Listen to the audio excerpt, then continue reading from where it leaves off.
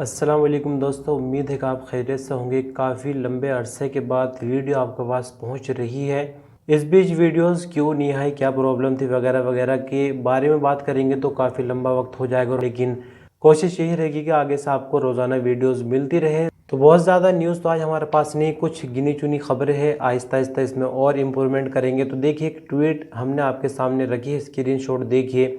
ये Indian embassy जो कि रियाज में है, उसका ऑफिशियल ट्विटर हैंडल है, उससे हमने ट्वीट ली है। एक इंडियन ने सवाल किया है कि अगर एम्बेसी से एग्जिट लगता है और हम इंडिया जाते हैं तो क्या वापस नई वीज़ा पर आ सकते हैं। तो यहाँ पर इंडियन एम्बेसी की तरफ से कहा जा रहा है कि अगर आपका हुरूब नहीं है तो आप वापस आ सकते हैं, वरना तो 3 साल का वेट करना होगा। लेकिन सच्चाई बिल्कुल इससे अलग है।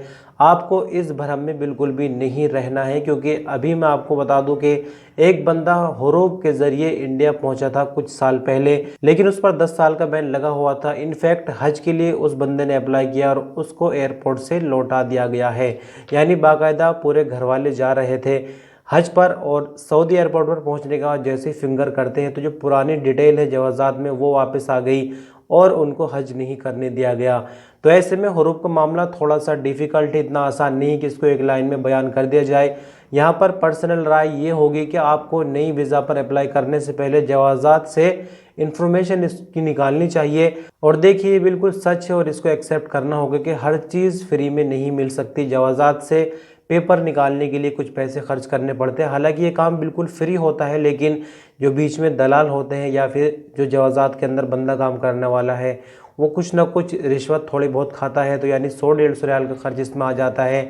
और जो भी आपकी ऑथेंटिक इन्फॉर्मेशन होगी, यानी हुरूब पर आप पर कितने साल का बैन है, 3 साल का है, 5 का है, 10 का है, ये लाइफ टाइम है, वो जानकारी क्लियर हो जाएगी जवाज़ात से पेपर निकलने के बाद। उसके बाद आप नई वीज़ा के लिए डिसीज़न ले सकते हैं। और इससे होगा ये कि आपका 1-1.5 लाख रुपया ख़राब नहीं होगा, वरना तो बाकी आपकी मर्ज़ी जो बेहतर हो वो कर सकते हैं। लेकिन इस सच को कबूल कीजिए कि हर चीज़ आपको फ्री में या फिर यूट्यूब पे या फिर सोशल मीडिया पे इस तरह से हर जानकारी गहरी नहीं मिल सकती।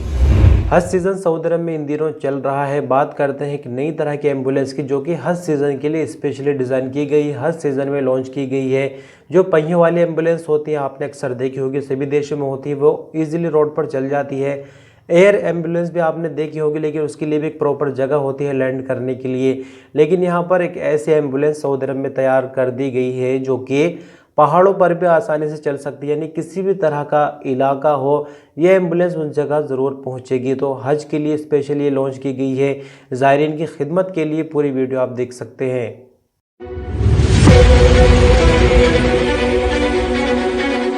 أنا واقف أمام العربة الأولى من نوعها في الشرق الأوسط، تم تدشينها ضمن أسطول هيئة الهلال الأحمر السعودي في موسم حج 1444. العربة قادرة على الوصول إلى الأماكن الصعبة والتي يصعب الوصول إليها من قبل الإسعافات التقليدية، مثل الأماكن الوحلة والسهول والمياه والجبال المرتفعة. من مميزات المركبة بإمكانها نقل مريضين، كذلك 6 مقاعد لمرضى جلوسا. أطلقنا عليها اسم طمية نسبة إلى جبل طمية الصلب الشاهق. من الداخل بإمكان السائق التحكم بالإطارات من ناحية درجة الهواء في المناطق الرملية أو درجة الهواء في المناطق البحرية والساحلية. المركبة تحتوي على إضاءات تحذيرية واستطلاعية بإمكان السائق استخدامها في المناطق المظلمة.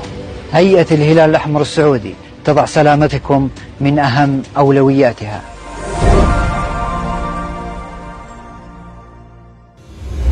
तो जैसे कि बताया कि हज सीज़न इन दिनों ज़ोरों पर है, हज की तैयारियां पूरी तरह से चल रही है और ज़ायरीन जो है आ रहे हैं बाहर से, विदेशों से। तो ऐसे में जो यहाँ पर लोकल लोग रहते, चाहे वो सऊदी हो या फिर अजनबी हो, उनके एंट्री पर बैन रहता है मक्का मुकर्रमा के अंदर हज सीज़न के दौरान।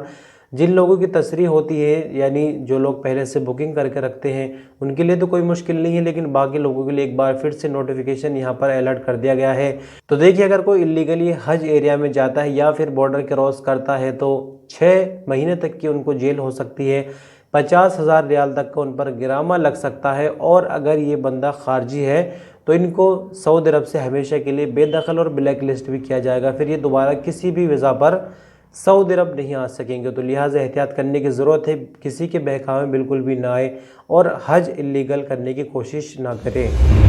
तो जैसे कि हमने बताया बहुत ज़्यादा ख़बरें आज नहीं है, शुरुआत कर रहे हैं काफ़ी लंबे टाइम के बाद। एक आखिरी न्यूज़ आपके साथ शेयर करेंगे। सऊदी इंटीरियर मिनिस्ट्री ने अपनी वीकली रिपोर्ट जारी की है, जो कि कुछ दिन बाद रिपोर्ट जारी की जाती है। इलीगल अजनबियों को जो गिरफ्तारियां होती है उसकी रिपोर्ट जारी की है।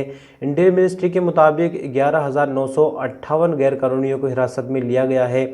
इन कुल गिरफ्तारियों में 6,481 इकामा लॉ को वायलेट करने वाले अजनबी गिरफ्तार हुए, 3,427 बॉर्डर लॉ को, जबकि 2,050 ऐसे अजनबी गिरफ्तार किए गए जो कि लेबर लॉ को वायलेट कर रहे थे। लेबर लॉ को वायलेट करने का मतलब ये होता है कि उनके इकामे पर लिखा हुआ कुछ और था, काम कुछ और कर रहे थे। बॉर्डर लॉ का मतलब ये हुआ कि बॉर्डर को इलीगली पार करके सऊदी अरब के अंदर घुसे थे। और इकामा लॉ का मतलब ये हो गया इकामा उनके एक्सपायर थे या फिर इकामा उनके पास पाए नहीं गए। इसी तरह से सऊदी अरब में घुसपैठ की कोशिश करने वाले 403 इलीगल अजनबी को गिरफ्तार किया गया, जिनमें 46% यमनी, 50% यूथोपियन और बाकी अदर नेशनलिटी के हैं। इसी के साथ आपको बता दें कि 90 ऐसे लोगों को भी गिरफ्तार किया गया जो इलीगल अजनबियों के साथ किसी तरह का मामला कर रहे थे, जैसे कि उन्हें रिहाइश दे रहे थे या फिर काम पर उनको रखे हुए थे। तो ये 3-4 खबरें हमने आपके साथ शेयर की।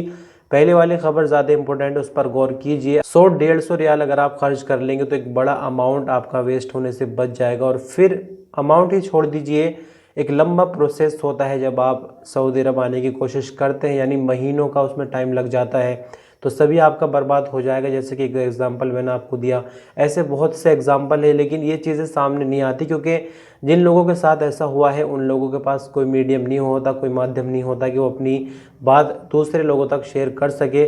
बहुत शुक्रिया, अपना कीमती वक्त दे, वीडियो पर अंत तक बने रहें। अल्लाह हाफिज़।